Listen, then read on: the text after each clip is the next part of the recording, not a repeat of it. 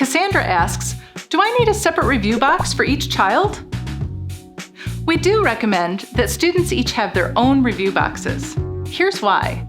Review is a critical part of the All About Reading and All About Spelling programs, and the cards are a big part of how we accomplish that review.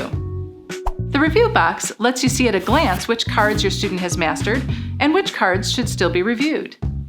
When it's time for review, you simply grab the cards behind the review divider.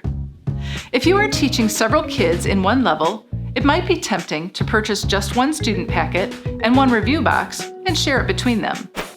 And that might work if your students all learn at the same pace.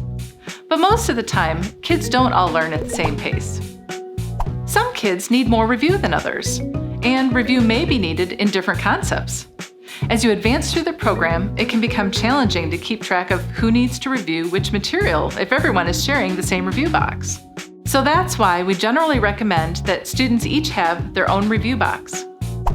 If you have any other questions about teaching multiple students, we would love to hear from you. We're here to help.